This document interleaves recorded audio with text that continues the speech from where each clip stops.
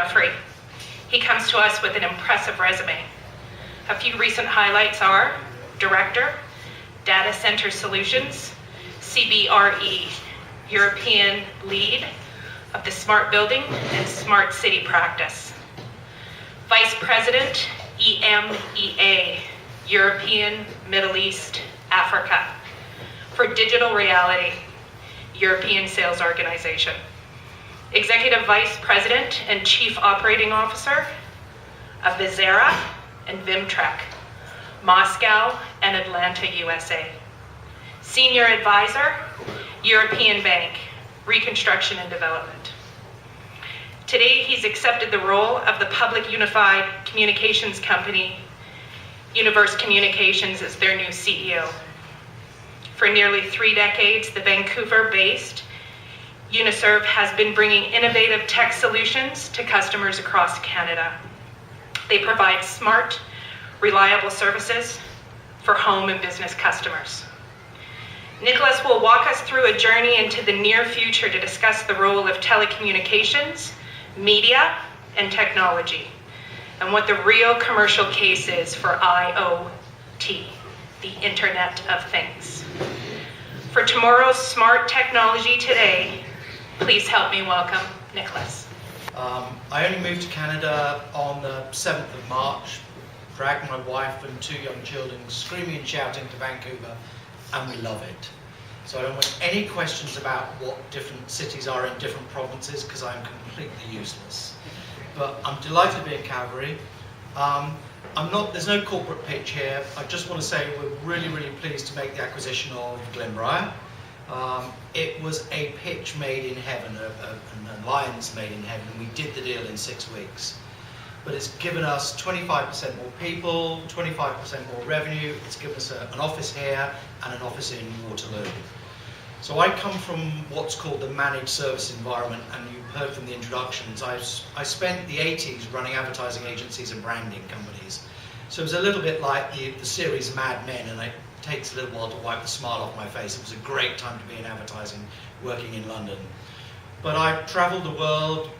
Last year I was doing about 33 weeks of the year long haul.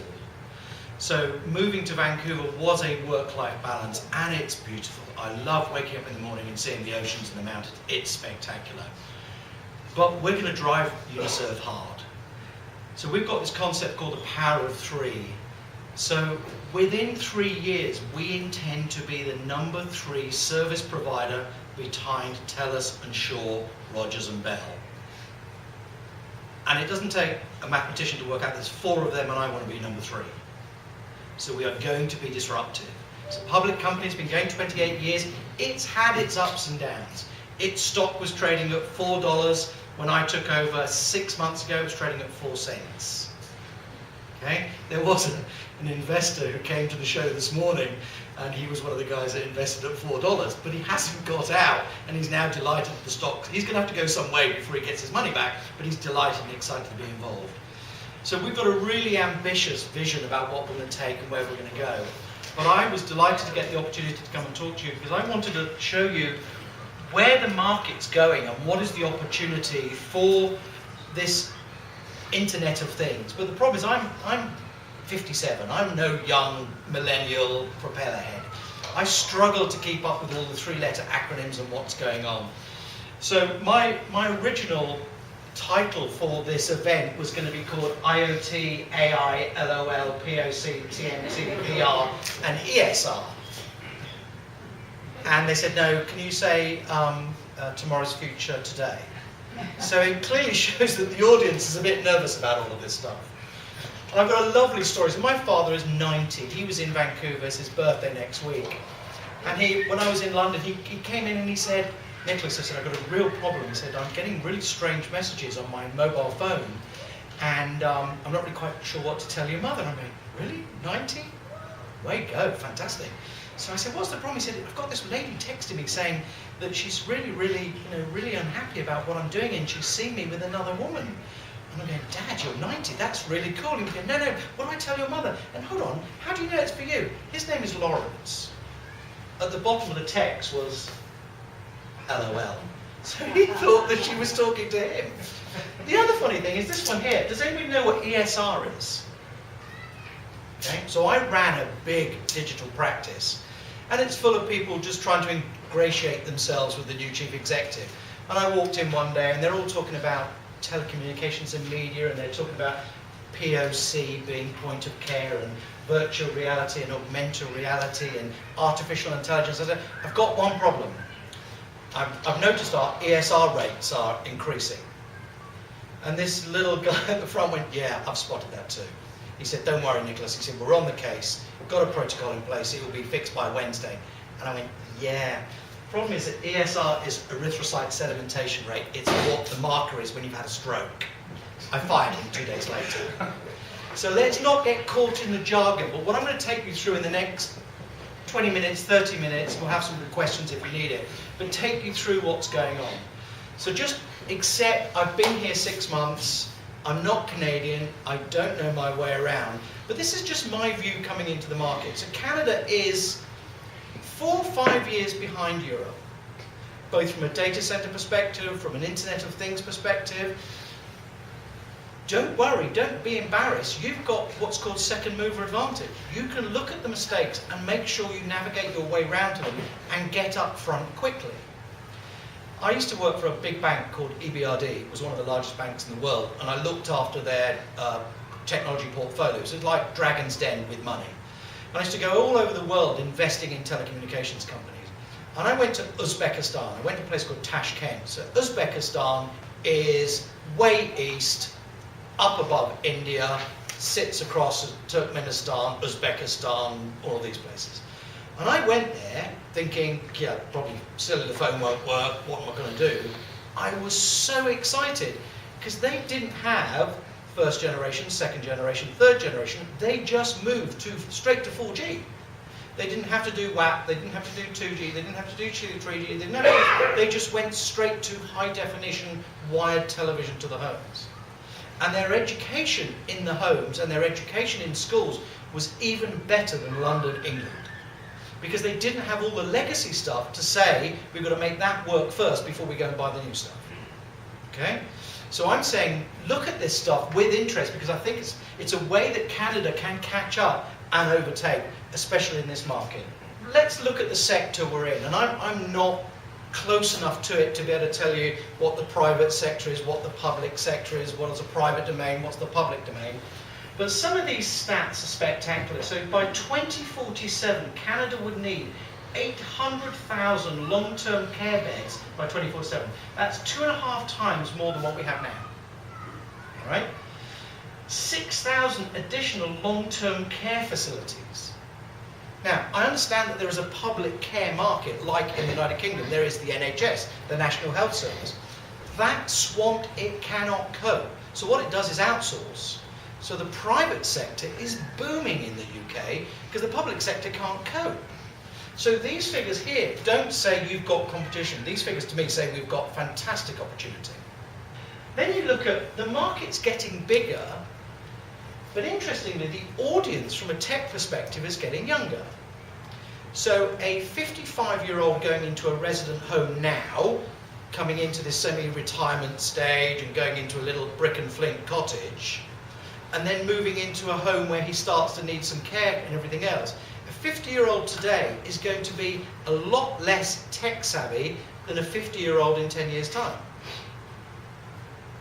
So you've got MTV kids, Wi-Fi kids, mobile kids, all of this stuff coming down the pipe behind you. And if as an industry we don't do anything about it, in 10 years' time, the new 50-year-old's going to go, where's my high definition TV? Where's my 4G and my 5G? Where's my artificial intelligence? Where's this, where this? And if in an industry we don't keep up, guess what? They're going to go somewhere else. So we've got an opportunity to do something, and that's why I'm saying we're going to look at it. The other thing in Canada, there is an inflection point. The people getting older versus the people getting younger, we have now passed that. I can say we, now I've been here 6 months. We've passed that inflection point. There are not enough young people to do the jobs. Okay? So when you look at this, 14% of Canadians are 65 plus, using 44% of the Canadian healthcare dollars. Right? So there's a massive audience to come into our primary care facilities. We've just got to step up to the plate and do something about it and use technology. There's an awful lot of people that could do better from technology. Okay? So it's how do you integrate systems for patient monitoring and residential care monitoring into what the staff nurses and the nurses and the doctors are wandering around the facilities with. They don't have to keep switching systems from one system to another. So they're all integrated, they're all seamless. They're on an iPad, they're on a tablet, they're on a mobile phone. They can take the whole thing home with them, so they continue working on the bus, they continue working when they get home. So there's a lot of people today that can benefit from putting technology in. So I've come up with this concept of left brain, right brain. Everybody understands there's two sides of the brain. There's the black and white, and there's the color, there's the digital, there's the analog, and everything else. And I've looked at technology in the same way. And I'd like to put forward a proposition which I think you're going to find quite interesting. So on one side of the brain, we've got the design and build. So the design and build creates influence. So at the moment, in the design and build, you've got tools like VR, virtual reality, you've got AR, augmented reality, you've got BIM, building information modeling, and you've got RS Means, which is a US-based quantifying and cost accounting tool. Okay? So if you start to look at these things and you think about how you're going to plan the care home, you think how you're going to plan the hospital, you can start to use technology now, even in the design phase, that's going to take you through into the operational phase. And if you pick your technology partners and you pick your technology products well, you can have a seamless run all the way through. And I'm going to show you some ideas. The other side of the brain, I'm not quite sure what's left side and what's right side, but the other side of the brain, you've got operations experience equals outcomes. So if I know how many times the nurses have to go back to the nurses' station to pick up correct information before they go back to visit patients, and I can cut that down, I can create better productivity. If I can get outcomes of false negatives out of point of care instrumentations, I can improve manufacturing or I can improve outcomes. If I can start to look at all of the stuff with wearables, I can start to avoid some critical illnesses, and I can start to avoid things like diabetes, hypertension, heart attacks, because what is going on with the wearables? This stuff is available today, right? Most of the stuff that we're looking at is quite pedestrian in comparison to the stuff that's being developed. And I'm saying there's an opportunity to catch up on it. So at Uniserve, we like the idea of going from connected to cognitive. So if you think about it at the moment, connect is, I walk into my building, I take my pass out of my wallet, I put it up against the turnstile, it lets me in the building. If there was a fire in that building, they'll probably find out next Wednesday that I was in there. Because although they're collecting data, they're not doing anything with it. Okay? In Tel Aviv, in Intel's headquarters, which I helped design, as you walk into the building, facial recognition says, it's Nicholas, he's got clearance to get into the building, the turnstile opens, it goes straight in. It then texts me to say, we went into your Outlook, and Mr. Smith, you're seeing, is on the 3rd floor, he's in meeting 203, do you want directions? Yes, please. Tick, directions. It even asked me if I want to stop for a cup of coffee on the way. And I can order it. And I can skip the queue like Starbucks. This is a corporate headquarters. Okay? This stuff's available and available today. So what we're saying is, if you move from connected to cognitive, the concept is that Outlook tells you how many people are going to be in the building on Saturday. So it works out there's only going to be 50 people in the building, I've got 6 floors. Facilities management know that on Friday. They email to everybody and say, when you come in, we've organised hot desking for you, all of your thin client access to computers available, please populate the first floor only. We close the other floors down, we secure them, we turn off the HVAC, we turn off the lighting, we save money immediately. Because we know from Outlook who's coming in, right? So if you then take it to that, what we have at the moment is not connected to cognitive, it's disparate, not desperate, disparate. So if you look at all the devices queued down the wall here, they're all separate. They've all got different operating systems, they've all got different controls, they've all got different GUIs, they've all got different websites you've got to log on to get the latest whatever, right? What I'm saying, let's try and bring these together. So I'm saying on the top line here is your IoT device. Doesn't matter whether it's a light bulb or an alarm or a telephone or a door lock. They're just simple devices. They're not dumb devices, but they're simple devices. Then you've got the platform that sits underneath them. And I would encourage you to move away from proprietary closed platforms into an open cast, open state platform. Look at Cisco, look at Intel. You're not giving anything away, but you're giving it interoperability. So your light system doesn't just stupidly turn on when I walk in or where there's movement. How many people have been stuck in the toilet and the lights go out? And yeah, wait, legs going out and stuff like that. That's just stupid, okay? Lights in buildings turn off at 11 o'clock because that's what time they think they should turn off. Why don't they just turn off when everybody goes out? Because they know the last person swiped out. So that system's talking to that system, to that, talking to that system. Then you've got the endpoint devices. So you've then got mobiles, Android, Apple, laptops, desktops, whatever. Bring all of those into the same solution. And don't be worried as vendors about having one common platform across everything. I promise you, you'll gain more out of making it compatible with a Cisco platform or an Intel platform than trying to build one and invent one yourselves. And that's what's going on in Europe.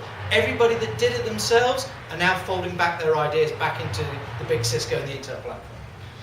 So, the cloud.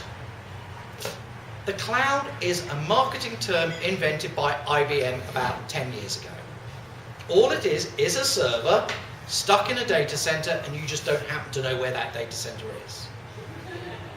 In our industry, the medical health industry, there is significant compliance which says you cannot put your medical device or your patient data in the cloud. Because we need to audit it, and we need to know where is that server and where is it sitting, because we need to go and have a look at it. If you're with Amazon, or even with Microsoft Azure, that might be in India. You might not even know where that is, right? So what we're trying to do with Uniserve is get hosting in Canada, right? I can say this, I'm a Brit. Canada is in a perfect storm. Donald Trump, confusing rhetoric for policy, is driving interest north.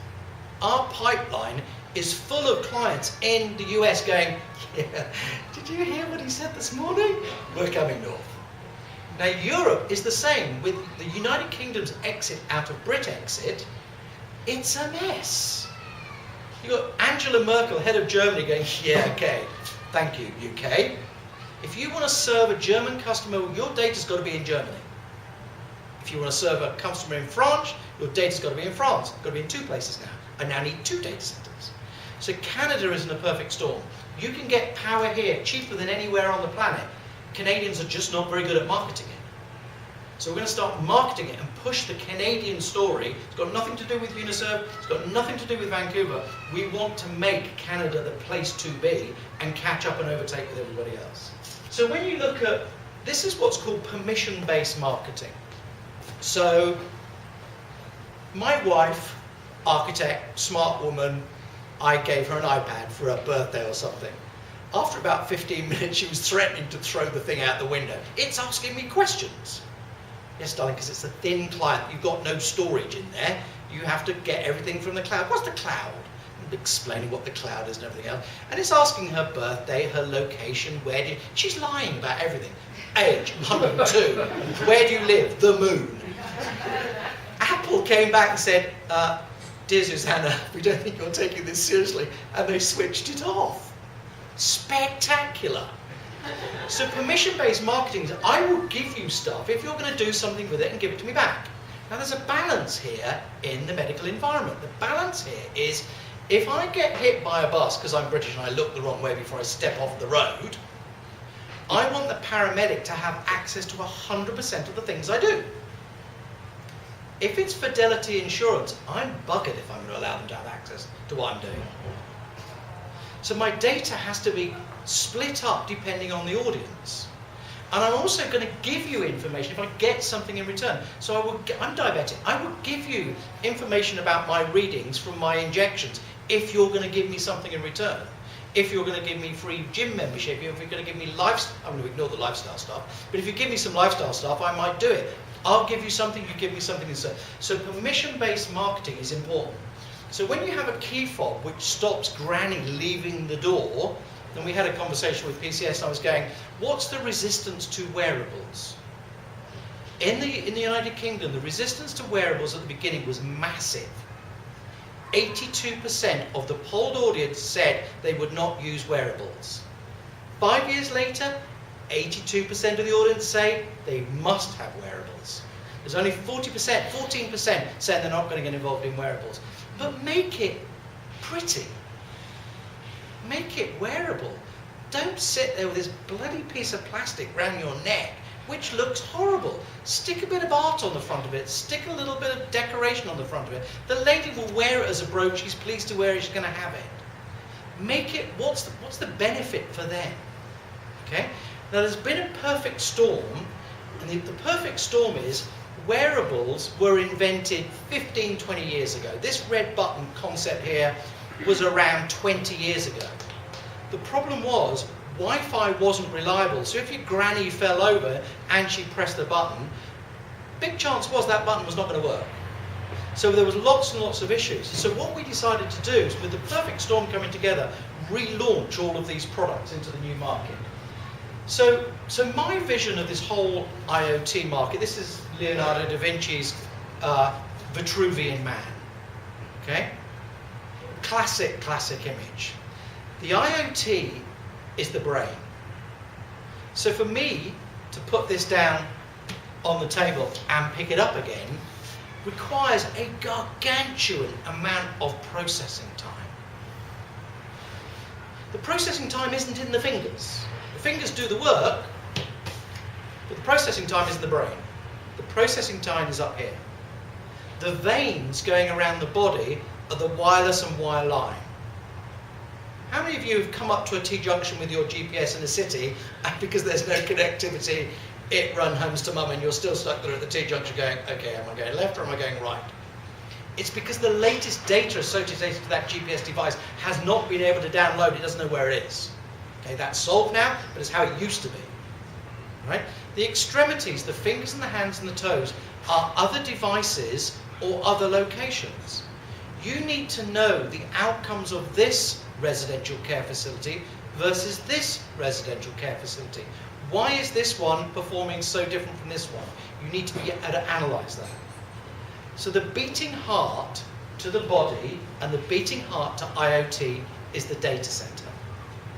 The data center stores, recovers, disaster recovers all of the equipment. So we're basically pulling all of this data into place to get it into doing some analytics. So we've come up with this brand called Curiosity. So there's a lot of curiosity about IoT. There's a lot of curiosity going on, and it works in cities. We're working with Vancouver, we're working with the city of Surrey to deliver IoT across the entire city. So when the traffic lights are red and the ambulance rate comes towards it, there's sensors in the ambulance that will turn that to green and let it to go through. But it has to be foolproof, because this guy's coming quickly and he thinks it's going to change. So this better bloody work, because otherwise he's going to go screaming across and he's going to be the first ambulance at an accident. Guess what? It's going to be his accident. So this stuff has to be tried and tested, and some very interesting pieces going on there. So this is potentially what a smart building looks like. You can retrofit a smart building. All of these little green dots have the word smart in front of them. But the idea is it should be a cognitive experience. So let me give me an example. So when I was living in England, I used to drive from a place called Hampstead down the hill into the City of London to where St Paul's Cathedral was.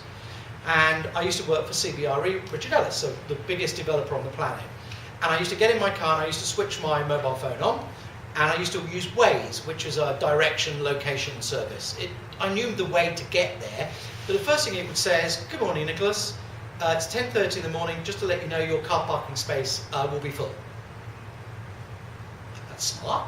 Would you like an alternative? Yes. Would you like directions to that alternative? Yeah. Driving around the City of London? Yes. Would you like us to book a space? Yes. Can we use your credit card or debit card to reserve that space for you? Shit. Yes. So I drive all the way, following their directions, arrive at the car park. It then uses traditional stuff like number plate recognition. It lifts the barrier. It's already debited my card, but it sends me a text saying, Nicholas, I don't have one. Nicholas Jeffery, your gull-wing Mercedes will not fit in bay 4, so we parked you in bay 7, because there's an HVAC systems here, and your gull-wing doors, I don't have one. Gull-wing doors are going to come up like this, your car's parked here. That's clever. But when it gets really smart, is it then says, Mr. Jeffery, how long are you going to be out of the car for? 4 hours. Is there anything else we can do for your car while you're here? Oh yeah. You can clean it, you can valet it, you can change the tyres, you can...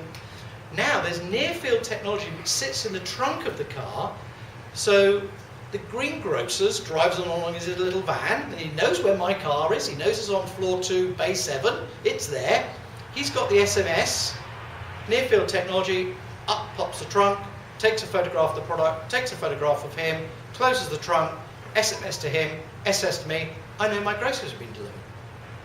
Now I have car park as a service. So the revenue implications of this stuff is amazing.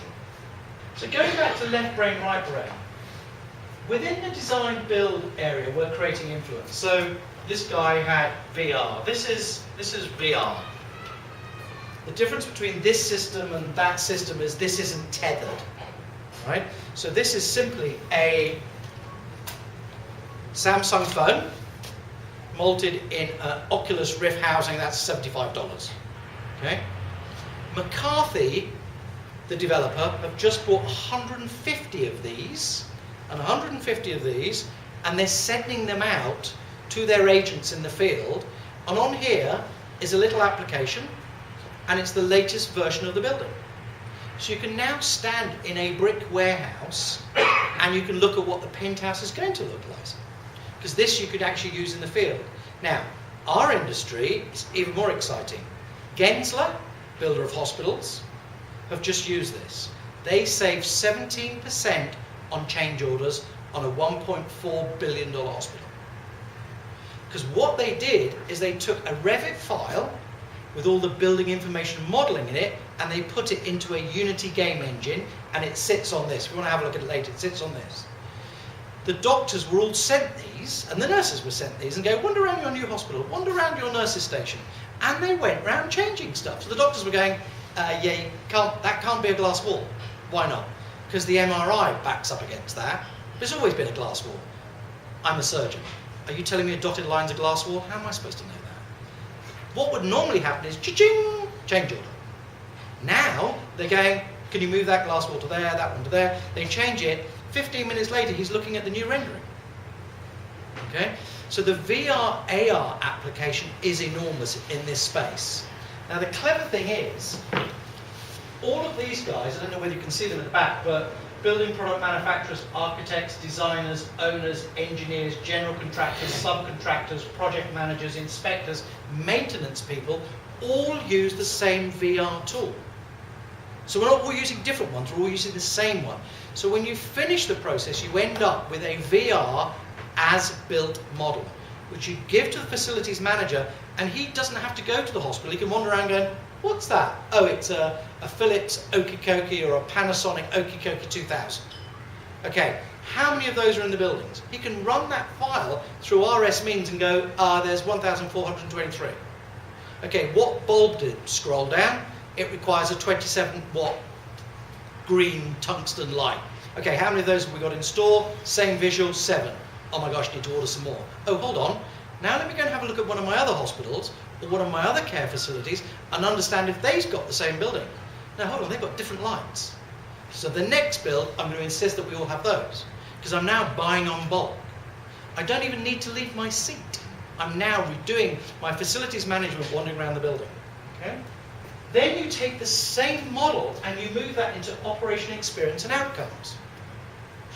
So you look at how VR is now being used in hospitals. Pain relief, training, medical intervention. The same tools you've used to design and build, you're now using to run and operate. So when you're looking at the portfolio, look at the life cycle of the portfolio and look at where it can be used left brain and right brain and think carefully about it, because I guarantee your outcomes will staggeringly improve. Artificial intelligence. Where this came from, I'm not really quite sure. Artificial intelligence for me didn't exist a little while ago. This is 160 companies that have started in artificial intelligence in your market in the last 7 months. 160 companies, right? They are in patient data and risk analytics, research, medical building and diagnostics, mental health, virtual assistant, wearables, miscellaneous, emergency room surgery, lifestyle management monitoring. You need to get to understand artificial intelligence. If you're a vendor, it's going to help improve your product performance. If you're a patient, it's going to improve your wellness or your lifestyle. If you're a vendor and you're a manager of a residential care facility, it is going to improve the outcomes and it's going to improve the return on investment. This stuff is serious and it's taking off in storm. And if you take some of the provinces around Canada, there's some big centres of artificial intelligence. You've got to understand quickly what's going on in the sector. 6 months is too late. Start looking at it and start looking at it now. So I think we've got a bunch of very smart vendors here. We've got clients here. We've got investment capabilities. I'd like to come up with a proposal that we start doing some whole brain thinking. That maybe we could sit and wait until TELUS or Rogers or Bell come up with their strategy and their ecosystem to go after this market, or we can do something about it. I don't intend to wait. I don't intend to wait until they come up with a strategy and go, this is TELUS's artificial intelligence healthcare solutions for Canada. I need to be disruptive. So I'd like to throw out to you is to say, why don't we think about joining together, and I don't mean acquisitions or mergers, but let's create something as a group and then have a collective solution that we can get. There's so much business out there, as I've just displayed, that we could all do very well. But let's try and work out where we can work together